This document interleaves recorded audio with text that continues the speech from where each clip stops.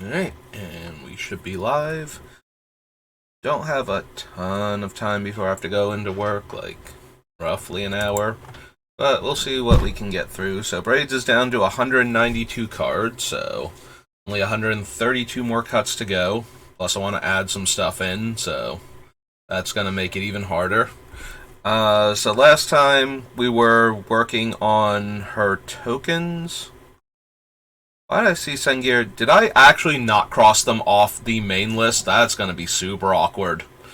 Um, if I didn't do that, because I'm pretty sure I just saw Sengir Autocrat up there, the guy that makes the surf tokens, and I am 99.9% sure I cut him while doing the token stuff down here. So maybe I didn't.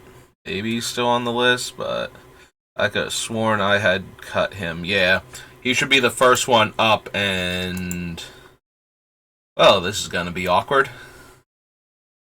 Alright, so if I type in Sengir, yeah, Sengir Autocrat is still on the list, and I don't know if I crossed him off at the top when I did this.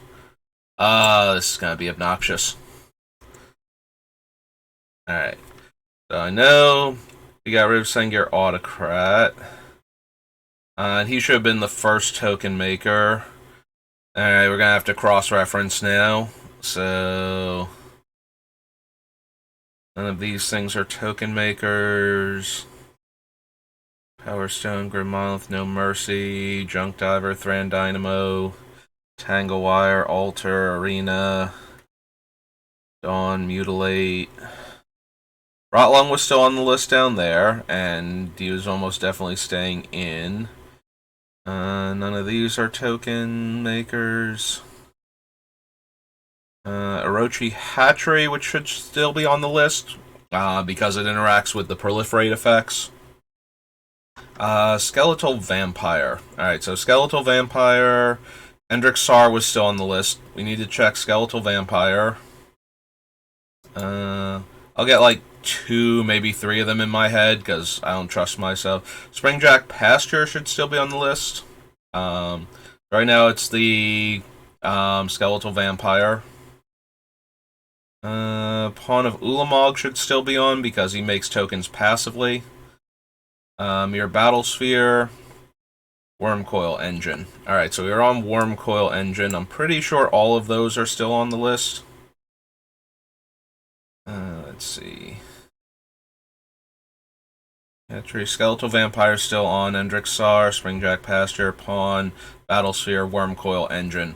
Alright, so we go back to Wormcoil. Up here. Massacre Worm, Mirrorwork, Spineavis, Shah, Ex-Parasite, Sholdred, Lily, Grave, Machias. Nope. Okay, so Slumlord was the first one after that down there, and he's still up here. So, alright, Abhorrent Overlord I remember cutting. So, I was about to cut, but we just need to backspace. I definitely remember cutting him.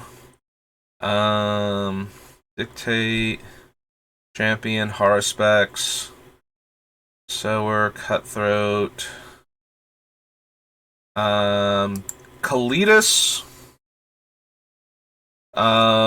was more for the other thing, and so he's staying on for the time being. Sifter should still be on for the same reason as Pawn. So we have Diregraph Colossus. I need to check. Cryptbreaker, which I think I cut, but I might not have. So Diregraph, Cryptbreaker, Marionette Master is almost definitely on there. And Weaponcraft Enthusiast. Alright, so... here, let's do Diregraph. So... oh, I spelled them wrong. That's why. So there's that one. Soldier Token, and Diregraph. Okay, so Diregraph, Cryptbreaker, Marionette Master, and Weaponcraft Enthusiast are all still on the list. Revel, Plunderers, Liliana, Dreadhorde. General.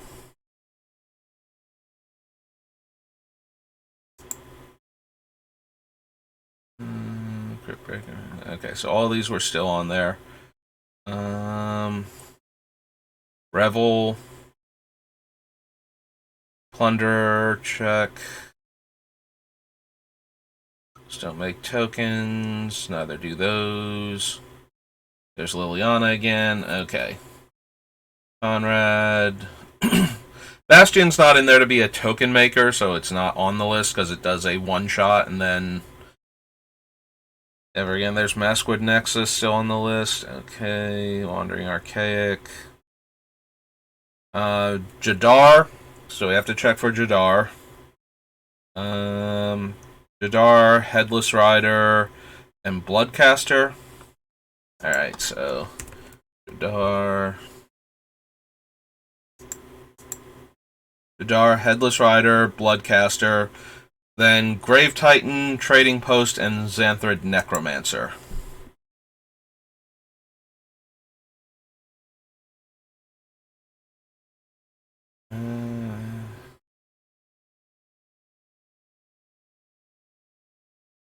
Okay, so there weren't any other. Okay, so there's Grave Titan, Trading Post, Xanthrid Necromancer. Hangerback Walker, I believe I cut. Desecrated Tomb and Open the Graves.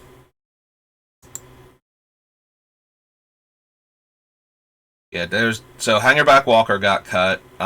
Sling Gang, Hermit, and Tormod.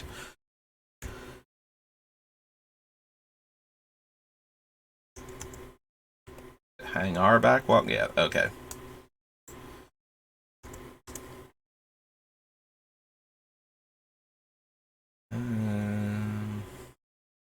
Sling Gang. Manufacturer got cut. That was another one. Profane Tutor, Sword of Hearth and Home. There's Underworld Hermit. There's Tormod. Alright, Altar of Ball we didn't count because it only makes the one token the one time if we want to. So Theomancer, Gisa. I believe Overseer got cut. Alright.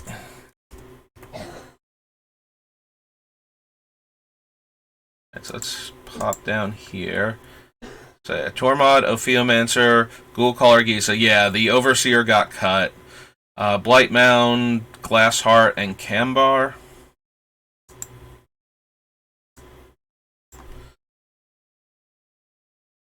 Or no, not Gisa didn't get cut. It was Overseer of the Dam that got cut. There we go. Aeon, Idol, Scaretiller, Manescape, Nesting. There's Blightmound, Glassheart, Camber, Technomancer I might have cut. Black Market Connections, and Barakos. Alright, so we're almost there, so we just scroll down. Barakos, Black Market Connections. Yeah, what was the one in between Camber and Black Market Connections that I think we cut? Between Camber and Black Market Connections. Blightmound, Camber, Ruthless Technomancer. Yeah, we did wind up cutting him finally. Okay. So I forget if I bumped all of those off the count list, though, before I shut it down. I did forget to actually go back and cross them off the main list, though, so... Yeah, we get to spend time doing that now, and it took a lot longer for having to do it that way. Alright, so... 1, 2, 3, 4, 5, 6, 7, 8... 9, 10, 11, 12, 13, 14, 15, 16, 17, 18, 19, 20, 21, 22, 23, 24, 25, 26, 27, 28, 29, 30, 31, 32, 33, 34, 35. So 35 non-land token makers right now. That are in here because they make tokens for us to feed to our various effects. And that is half the deck space that we have for, if we only have 60 cards in the deck, right now over 30 of them are token producers. We literally do not have that much room. So a whole bunch of these are going to have to go. Like a whole bunch of them. So let's see.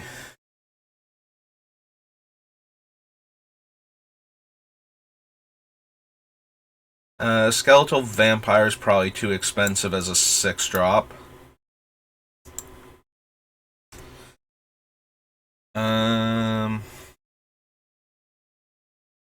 Spawn of Ulamog, Mirror Battlesphere. Might be Mirror Battlesphere too. Like, I might cut the more expensive ones.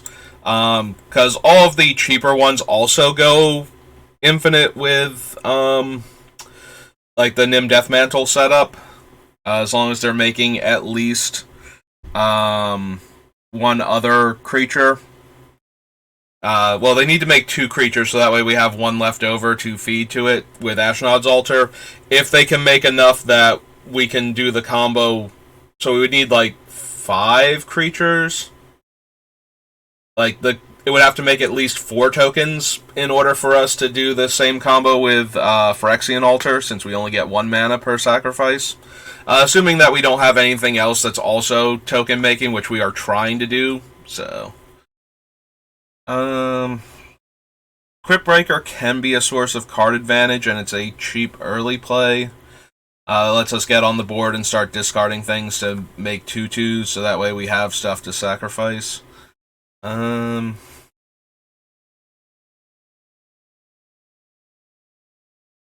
don't know, maybe we can cut Revel. It's opponent's creature specifically dying. And their creatures will die, but we have way more control over making our own creatures die and getting secondary effects from that than we have control over whether or not the opponents will play creatures and then sacrifice those creatures so that we get more permanents. It is nice that when their stuff is dying, we're getting paid off for that. But we already had to cut the Overseer because it's a 7-drop, so once we get to the point where that's happening... we really don't need anything else.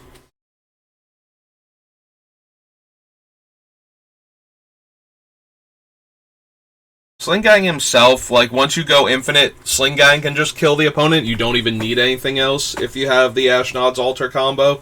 Like, you sack the 1 goblin to have 1 opponent lose a life and you gain the life. Then sack the other goblin, the Sling Gang, and then put them back into play, and just lather, rinse, repeat until the opponent is dead.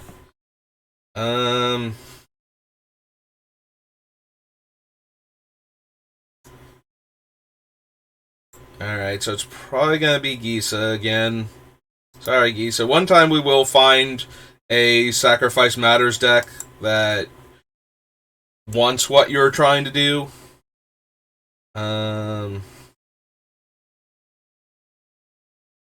Black Market Connections. Rakos. Rakos has to attack. But it's very easy. Like, we have a lot of wizards and clerics in the deck.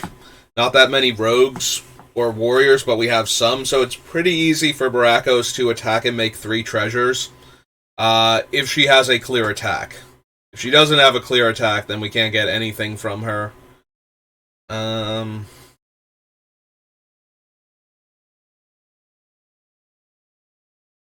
Similar problem with Glassheart, but Barakos is a bit more durable. Like, she can very comfortably attack into, like, A2/2 or A3/3 utility creature that's just chilling there.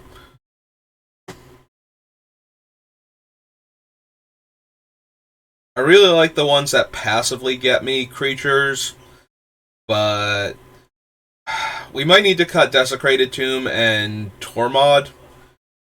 We do have a bunch of creatures that can voluntarily leave the graveyard, so it's not super hard for these 2 to make tokens.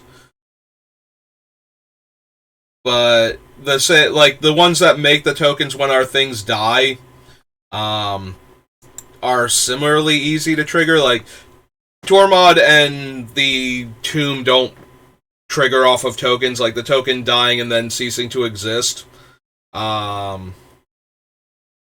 not trigger either of those things. That's not a creature card leaving our graveyard, so...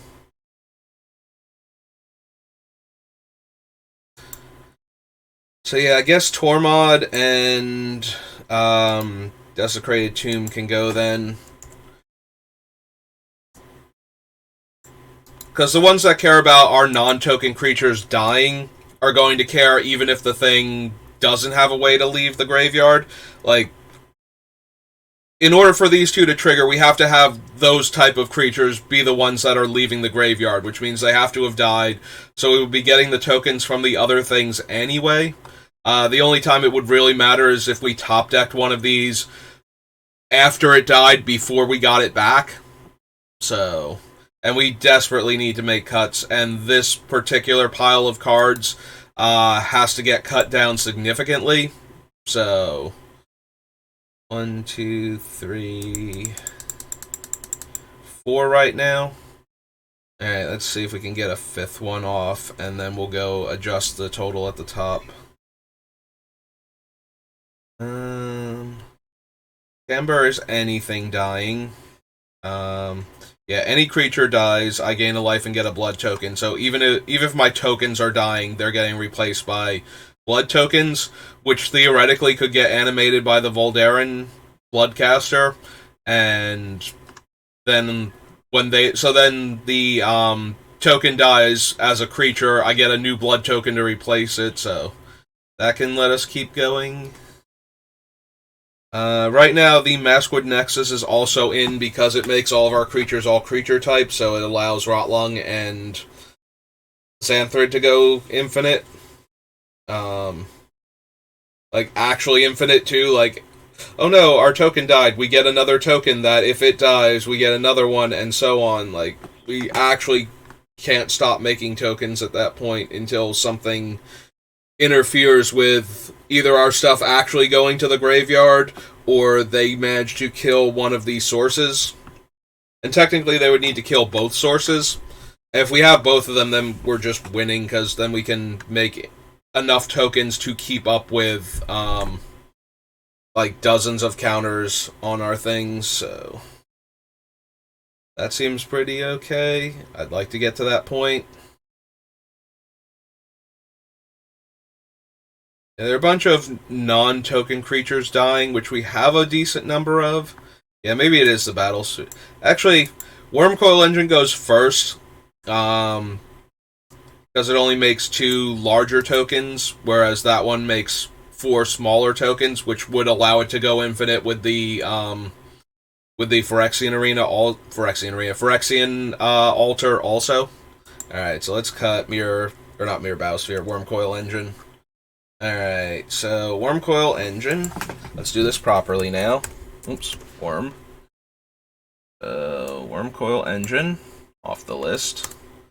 Desecrated Tomb.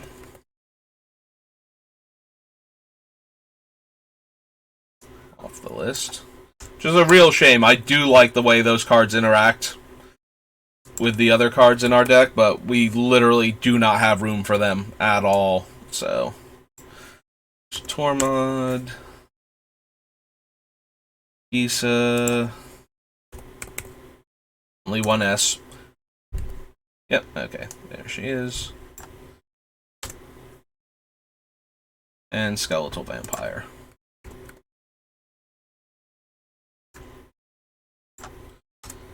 Alright, so we cross those 5 off the list. So 87. Okay, yeah, this build is going to be very difficult just to get it down to a reasonable number, so we can clear all these off now. Take a moment as we scroll down to look at all of our things that are interacting with our opponent's stuff. Maybe we don't need, like, the attrition, or not the attrition, I mean, we might not need the attrition, but maybe we don't need, like, the no mercy. I do like it with this deck. Like, our opponents are already struggling to um, not have to lose permanence, so and get rid of us at the same time. Maybe the Tangle Wire can go since we cut the other things that tap down permanence. We can keep Tangle Wire going though, if we proliferate onto it repeatedly. If we proliferate onto it multiple times in a turn cycle, we actually get it to go up in counters, so we can lock down everything our opponent has left after they're done sacrificing. So they basically have to play at instant speed during their own upkeep to do anything.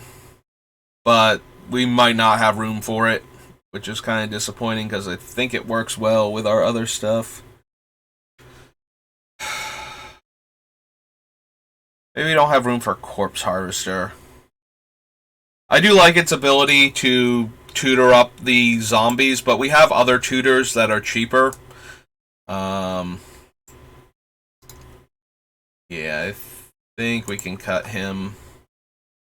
Gilded Lotus, Lightning Greaves, Mirror Retriever, O-Stone, Power Conduit, Death Cloud, Crucible. Do like the Possessed Portal. If our opponents aren't drawing, and we do have Necropotence on the list, so we can potentially get, and we have like cards like the Kite and the Spires, the Thematic Compass, so we could theoretically keep getting cards into our hand, or we can just easily sacrifice. Like, we have tons of ways to sacrifice things, or to make things to sacrifice. Like, that's another focal point of our deck. Helldozer might be one of those, we're already winning, why do we need this type of effect. Oh man, I really hope I don't cut the Herald of Leshrac. I want to keep him in so badly. We steal our opponent's lands, and then we sacrifice those lands so we never have to give them back even when the Herald dies. Which we eventually will, because we will run out of lands, but once we run out of lands, we effectively won. Like, now, we have sacrificed all of our opponent's lands to not have to feed things to our thing, so they've had to sacrifice other permanents. So once they're out of lands, we should be at the point where we have functionally won the game, and it's just a matter of actually finishing off everybody still willing to sit at that table and continue trying. Expedition map, Vampire Hexmage, want to keep. Yeah, we're already at the point where I don't want to cut most things. So we cut a bunch of the Treasure Makers. I guess the Throne of Geth can go.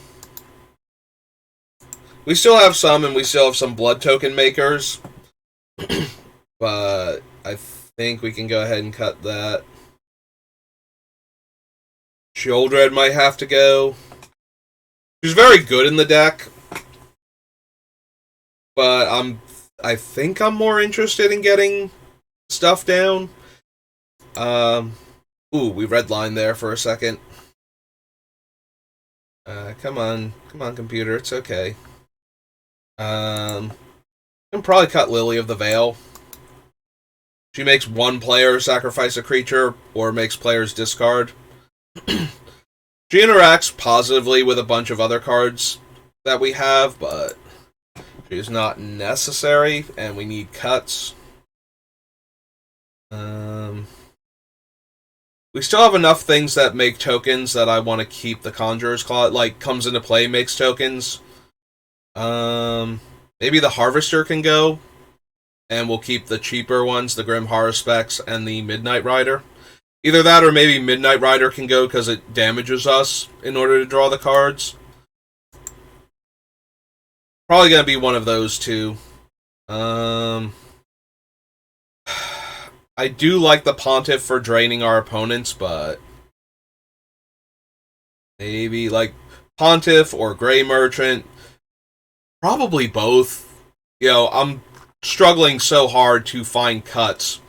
And I want to keep so many of the cards that are interacting well with each other, and that I have this vision of all of these cards coming together and doing the cool thing.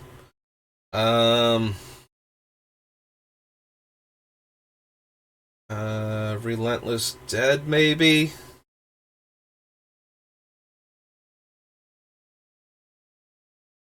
Like, it's a decent way to reanimate our stuff. We sacrifice it, we get to pay a black and bring it back, and then we also get to pay X and get back one of our dead zombie creatures. But it might have to go. There are a lot of things that kind of have to go, most likely. Scrap Trawler. I think I pointed out Scrap Trawler last time as a thing where I just don't think we have enough going on with Scrap Trawler, so yeah. Let's go ahead and cut it now. Alright, we're up to 5 cuts again.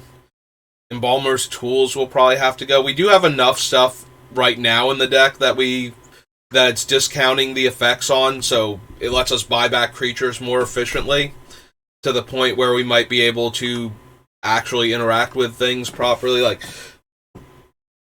if we have to spend the mana to bring back the creature and to do other stuff, I'm pretty severely limiting what I can do if those things are too expensive, or if we need to do a bunch of them in a turn.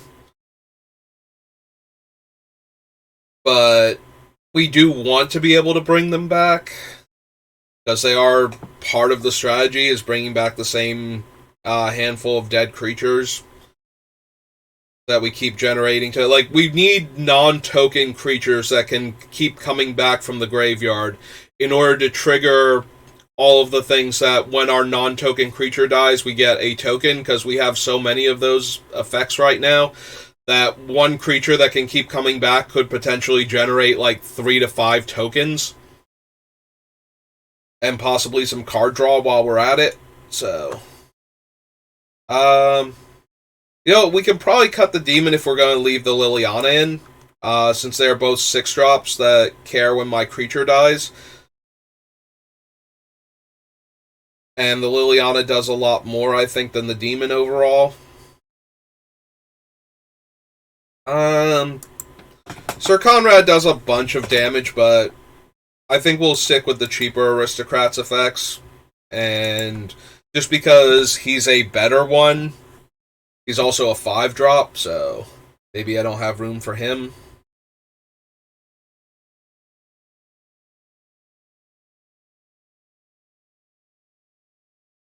So this Tegrid. Tegrid's almost definitely staying in. Tegrid does so much work. The Wandering Archaic.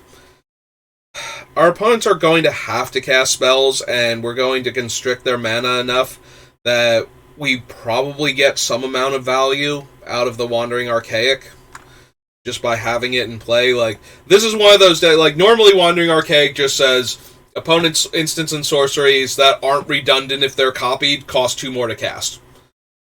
But we might be able to constrict mana enough that Wandering Archaic becomes, sometimes you just get a free spell because your opponent needs to cast something and they can't afford to pay the 2. So, it might still get cut. We might not have enough room. I'm wondering if Jadar has to go. I like Jadar in the current standard as a way to constantly produce creatures. I also hate to lose Morbid Opportunist, but he might need to go. Archghoul of Thraben is kind of on the chopping block. When the Archghoul or another zombie dies, I get to look at the top card. If it's a zombie, it goes to my hand. And that's not a draw, so it gets around the portal. But I don't know that that's good enough. We do have a lot of zombies, and there are also, the conspiracy. But if this conspiracy names zombies, then it's not interacting. Like, the conspiracy basically has to name humans or clerics. Like, it has to be one of those 2. Yeah, I think the Archghoul can go.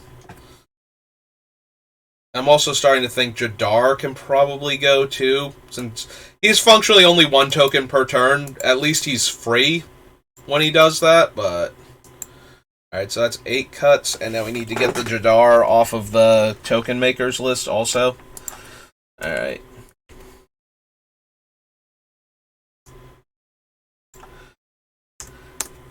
And yeah, it might be Morbid Opportunist. We do have a bunch of other cards that care when our stuff dies. Specifically, the Morbid Opportunist triggers whenever anything dies.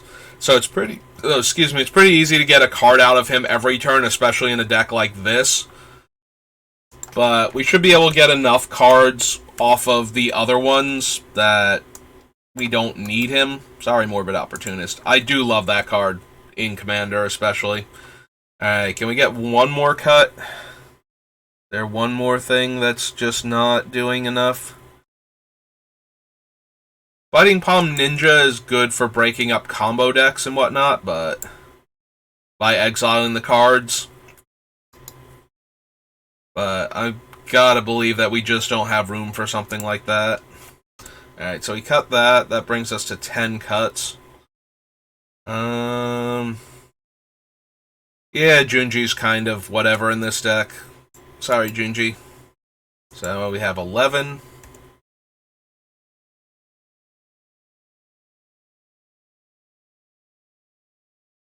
I need to see how many of the things are cast, because I think it's only like 4 of them. In fact, if I stop and think about it, it's the Gravecrawler, which is the best one for it. Let's double check Oathsworn Vampire. See if he's a cast. I think he is. Not Oath of the Gatewatch. Oathsworn Vampire. I can cast it, so that's 2. The Skyclave Shade is 3. And the rest of them, I believe, are Reanimators. Like, just put them directly into play without casting them. So I think the Desecrator can go. Or Defiler. Wow, I'm really glad it went directly to him, because I was not gonna find him otherwise, because I forgot what exactly his noun, common noun is for the Defiler cycle. Alright, so we cut all of those off, and we did, like, actually cross Jadar off down here, I believe. Let's triple check.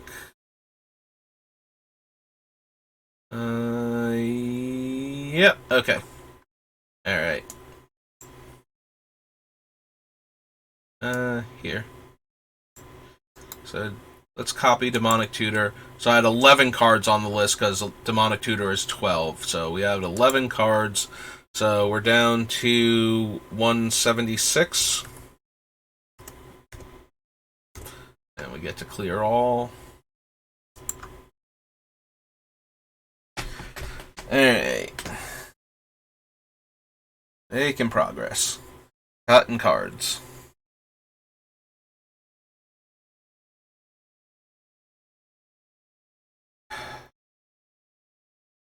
If we cut the Coast Gun Falls, we never have to worry about it being a dead card because of Nether Void or vice versa.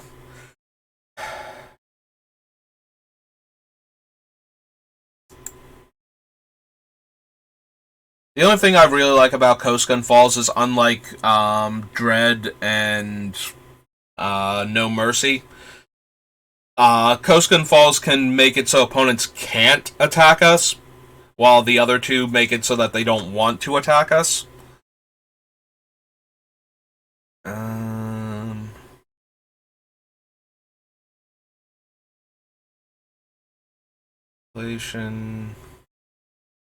Contamination. Smokestack is like one of the key cards of the deck, so it really can't go.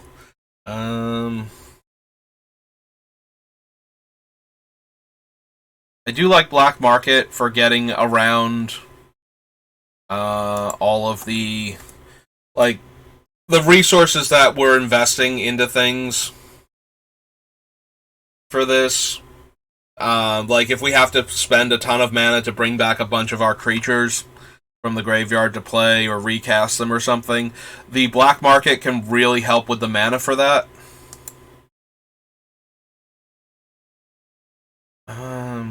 It might still be the Tangle Wire. Tangle Wire might be too low impact for the most part. Like, we need to proliferate onto it to make it do anything.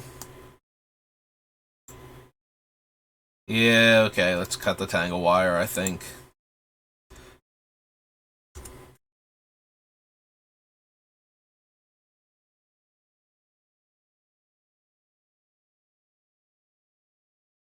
Ray of Pain, Lightning Greaves, Mirror Retriever, Power Conduit, Solemn Simulacrum, Death Cloud, Crucible, Ray Robber, Hatchery, Top.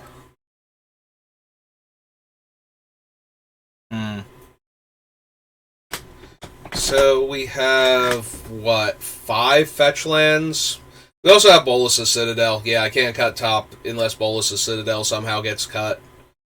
The interaction between those two cards is way, way too potent.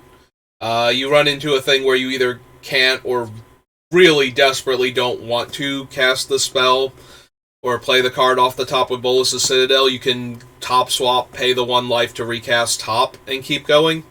And that works basically until you're at, like, 1 life. Maybe like 4 or 5.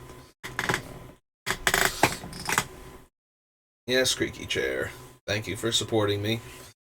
Yeah, Nether Trader's way too easy to get back. Maybe it's the Magus of the Coffers. It does produce a lot of mana, but it also needs to live a turn cycle to do that. Come to think of it, a lot of our creatures in this deck, like, we don't super need to attack. Protecting them from targeted effects is decent. Like, do we need Boots and Greaves in this deck is what I'm getting at. Like, normally those things are just, like, sanctified. They're going to be in your deck because you want to win by attacking with creatures, or you want to protect your creatures from targeted removal. But our main focal point cards are, the Stacks effects.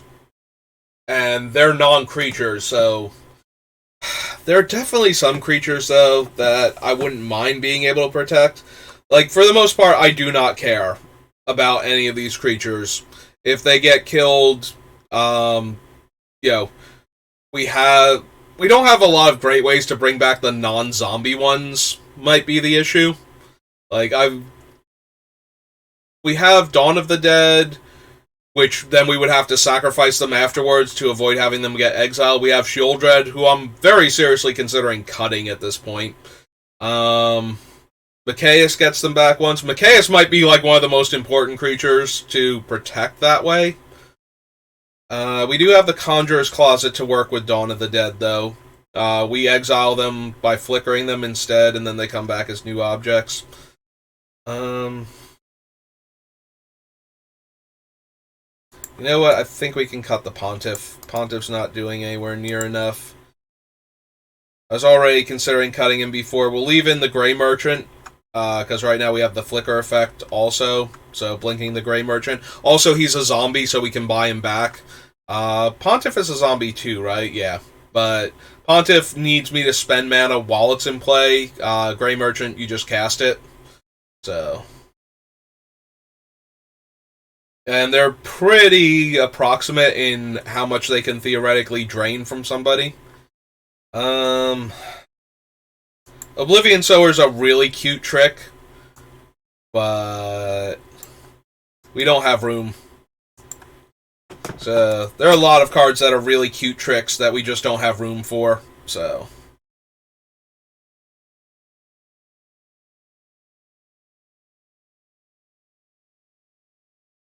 Marionette Master. Might be Weaponcraft Enthusiast. It's a lot cheaper than some of the other ones, but... Which was one of the driving factors in why it's still on the list. Like, it's 3 mana to get started. And then you get, like, your one tote. Yeah. You get to keep like the 1/1/1 and sacrifice the weapon craft and the other one and recycle that way. Like, that seems fine. Also, 3 bodies for 3 mana is probably one of the best deals we were ever going to get for this deck. And it's one of the ones that can come down before the Conjurer's Closet, so it can already be in play. So when you cast Conjurer's Closet, you get to flicker that turn, even if you're casting it on curve and getting value out of it. Get some order.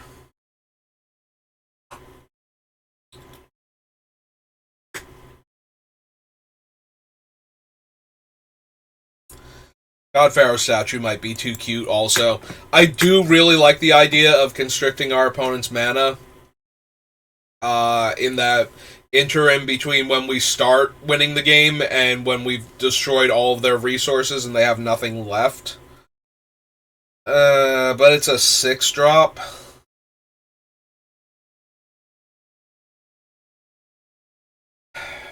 And all it's doing is, like, it does tax all of their spells too, and that's not something we can do in mono black very well. Like, it's Nether Void and that. I gotta be honest, there's a part of me that's wondering, like, since I'm not trying to build a budget version of this deck, do I have enough artifacts to merit Workshop being in this deck? Because we have a lot of getting the smokestack online on turn, 1, maybe 2, depending, would be a huge thing. It's very similar to slamming Braids very early when opponents don't have, like, original Braids, when opponents just don't have the resources to feed to her, and they wind up losing everything for the first few turns. Grid, Wandering Archaic, Hive of the Eye Tyrant, Infernal Grasp, Meat Hook, Headless Rider, Persistent Specimen. So, putting the Workshop in would go a long way to pushing the God Pharaoh's statue or whatever back into playability. Like, being able to get that thing down 3 turns earlier, 2 or 4 turns earlier, depending on like what mana rocks we have to work with, makes it so that the 2 extra mana is actually a huge deal, and it's only on so double Sphere of Resistance, only opponents for 3 times the mana cost might be more than enough to merit.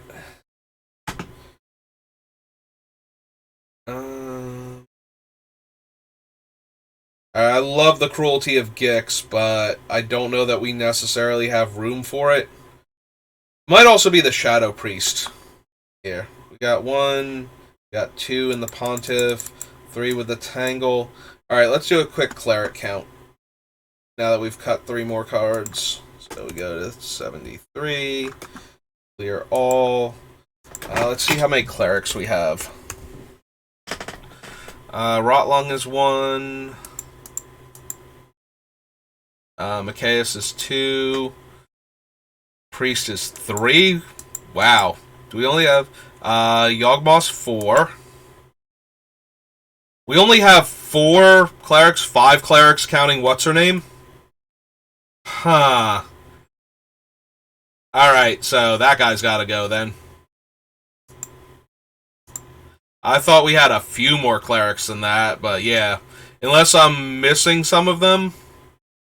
I forgot to put their creature types or just kind of glossed over them, but I'm pretty sure I added in a bunch of them that were clerics just so I could do that later on. Like you see Mikaeus where I don't have his game text.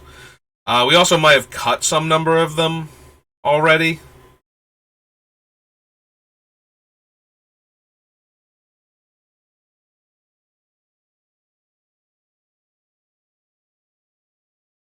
Yeah, the Rotlung can go infinite with Maskwood Nexus or even Conspiracy, but the other guy needs to, like, giving all of our creatures +1/+1 once they're all clerics isn't a huge deal, and being able to tutor up the thing doesn't matter if we can't do it without having one of the things we would probably want to. Well, we can't tutor for an enchantment or an artifact with them, but once we want to tutor for something, we don't want to have to wait until that one of those two big non-creature cards are in play in order for him to do anything at all. Like, that just seems terrible.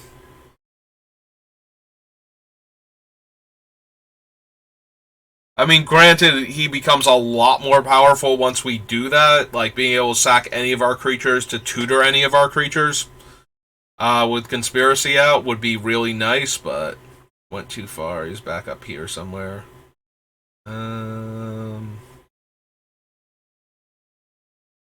It should be before the M sets. There we go. Yeah, I could have sworn I had more clerics than that, but yeah, if that's all we have to work with, then Shadowrite Priest is just terrible in the deck.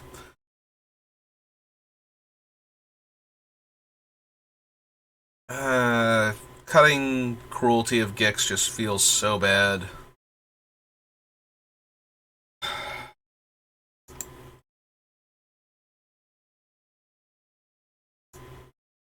Alright, maybe cut the staff. Staff is just generically potent and useful.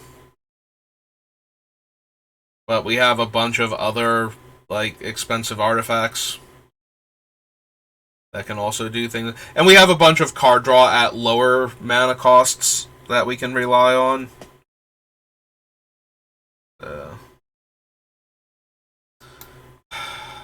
Yeah, I want to keep the Lithoform.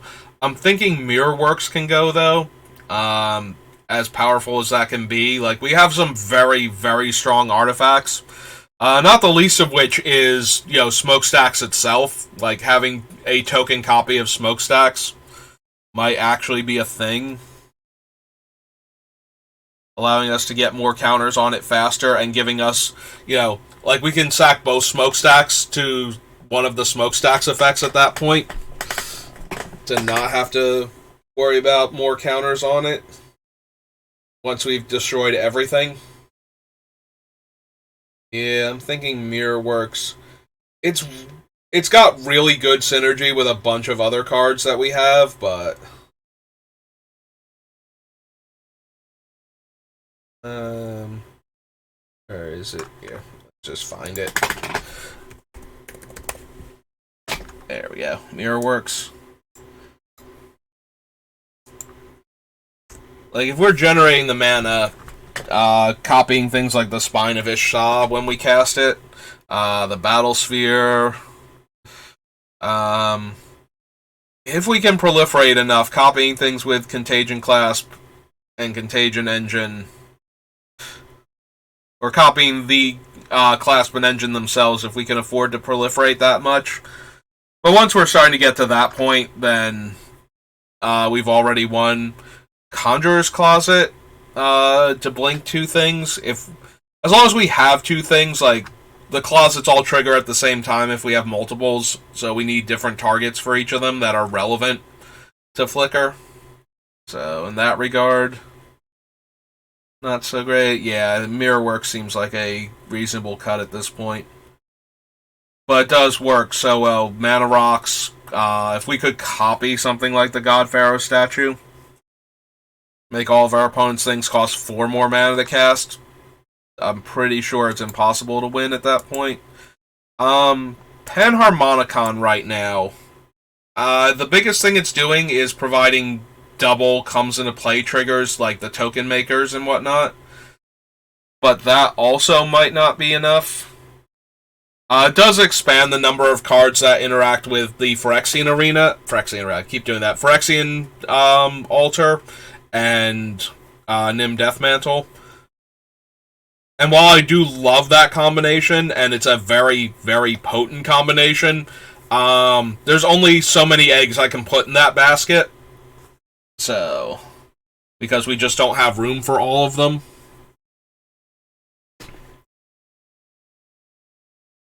It is also worth noting that even if you can't go infinite with that setup, it does allow you to dodge targeted removal by sacrificing the creature for two colorless mana. Then you can pay the other 2 colorless mana and put your creature back into play. Like, you don't have to be going infinite to get value out of that 2-card setup. You can dodge target removal that way. You can't dodge mass removal without having to spend the 4 per creature. But what you can do is sacrifice the creatures that you weren't bringing back anyway for the 2 colorless mana. Let the Wrath resolve, killing the creatures in play and triggering the Nim Deathmantle like once per dying creature. And then spending like 4 to bring back the one of them, and then 4 to bring back another one of them, and moving the Deathmantle, because the Deathmantle doesn't have to stay attached to the creature to keep it in play. Once it reanimates it, it's just back. So that allows for, dodging mass removal also.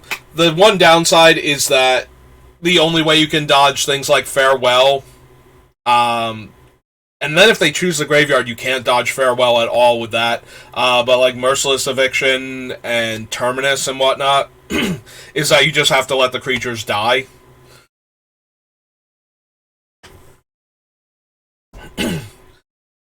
Which is, frustrating, but sometimes it's what needs to be done. Better than having all your stuff exiled or stuck at the bottom of your deck where you can't get to it.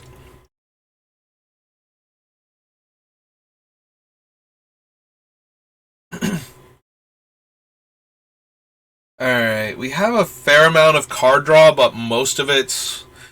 We do have the ones that draw when I lose a creature, though. Although I'm cutting a couple of them. Imperial Seal might be able to go again. Like, I know that's not helping much if I'm very seriously considering adding shops to the deck, but... Like, Saber, do you just want to play shops in Vintage? And it's like, not particularly. I mean, I can. I could put shops together in Vintage. It's not where I was at. Like, I kind of prefer the combo decks to the prison decks in Vintage, if I'm going to be playing.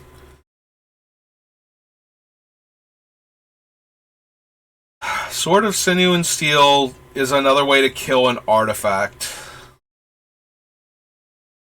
It costs 5 mana, and it has to go on a creature, and that creature has to connect in order to guarantee the artifact dies. But it's not like we're hurting for token creatures we can slap a sword onto, so it's the mana investment and the fact that the creature has to live long enough to deal damage. The Altar of Baal lets us exile tokens to get back the things that make tokens, so I'm kind of okay with that. Thief of Blood has to come in at instant speed to do its cool thing. Otherwise, we had to sacrifice all the stuff, and then we're removing all the counters. Yeah, I think Thief of Blood... I put it in here because it can get all the counters off of the problematic things, but... I think that can go now.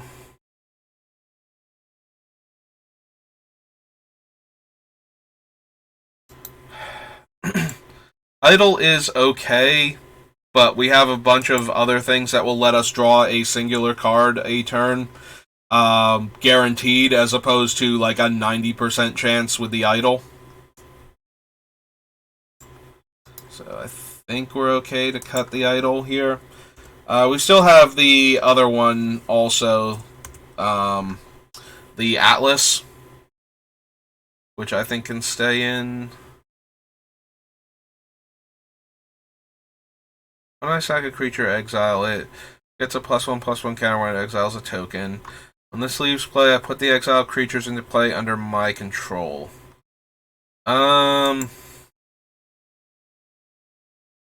One of the things I most like about the idea of this guy is the way he would function similarly to like an Oblivion Ring on your own thing. So when he dies and all the other things, like, if we can get to the point where he's, like, one of the last things in play and we sack him along with some other stuff to the smokestacks, then he would leave play and all of our things that he had exiled would come back into play. And so if we were on a completely empty board, if everybody had lost everything, then we get back, all of our dead creatures. So it's kind of like casting Worldfire at that point, where everybody's things all go away, and then all of a sudden you have the last creature in play, and everybody's life total is perilously low, so you get to finish the game off pretty quickly.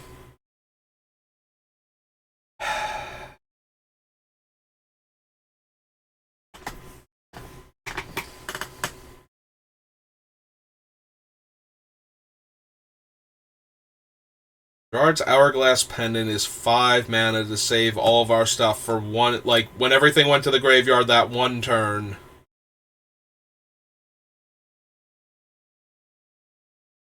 We get to get it back.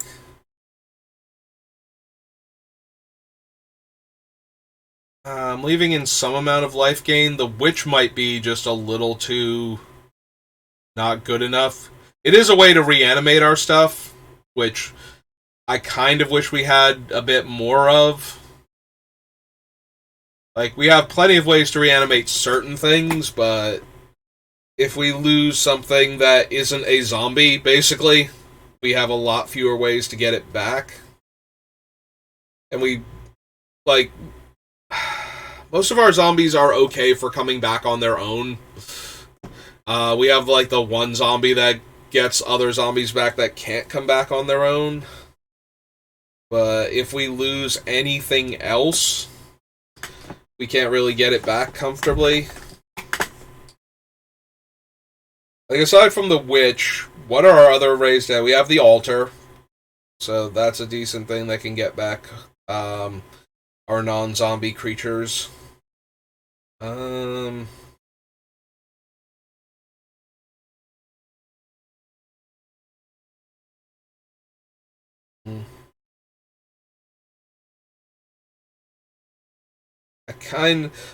keep looking at the Dread Presence when we go by. It's like, it draws us cards and loses us life, or it drains 2, and it can deal damage to smaller creatures. Like, it doesn't have to target the opponent.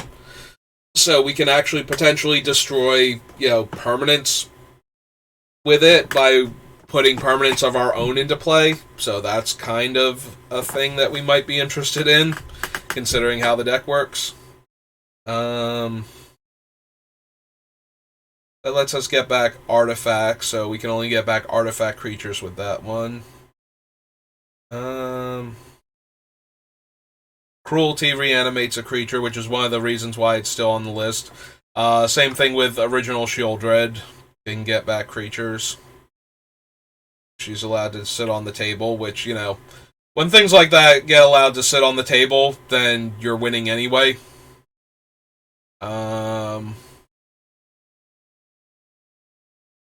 Yeah, Shieldred is a really good, Original Shieldred is one of those creatures where I really want to have Greaves still in the deck and Boots. We don't want the opponent to have an easy time getting rid of that. Unless they can Wrath the board.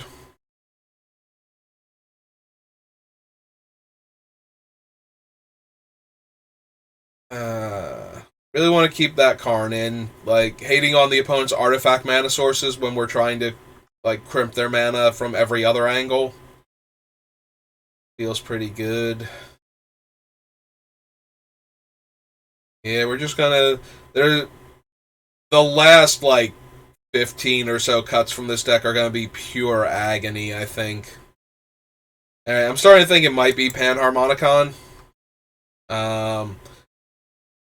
So most of our stuff doesn't trigger from creatures coming into play other than the creature itself having a comes into play ability.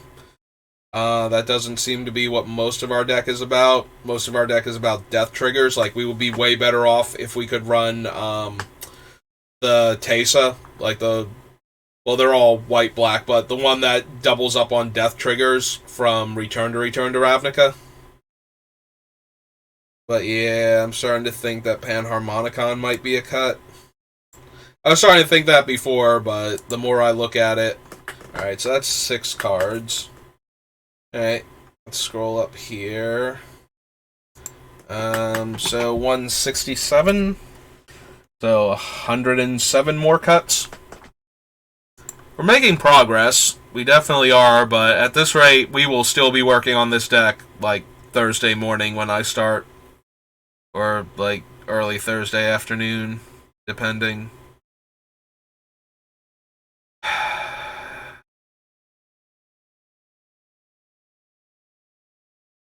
Mindstone, Jet Medallion, Grave Pack, Contamination. Yeah, the last few cuts from this deck are going to be pure agony, because there are so many cards that I just want to do the cool thing with. And we're not going to be able to, because we just do not have room for any more. Like, I could see, like, in the last, like, 15 cuts or so, the Xanthid Necromancer Rot Lung combo with the Conspiracy, like, just because that would cut 4 cards from the deck. And... like, Rot Lung is the easier one to cut because we have a lot more humans, I'm pretty sure. We type in human. We have 24 things that have human in them. I think, like, 3 of them are going to be text, like, not the actual creature type, but cares about humans. Yeah, we have 1, 2, 3, 4, 5, 6, 7... I mean, it's a human.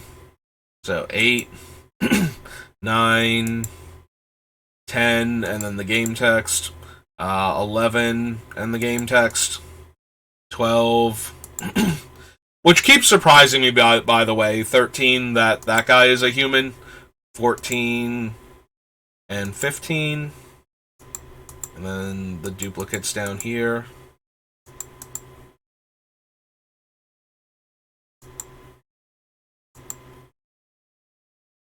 So yeah, we have like 15 natural humans to begin with. But yeah, the Underworld Hermit not being a zombie, being a human somehow, just kind of throws me. My voice is starting to go. And it's almost 1:30, so I do have to get ready for work. Alright, I think we can cut it there, rather than having me start choking on my own words again. So we got Braids down to 167, so that feels like decent progress, considering how hard it has been to make cuts from her. Alright, I'm gonna cut it there, so thanks for watching, have a good rest of your day, and I'll see you next time.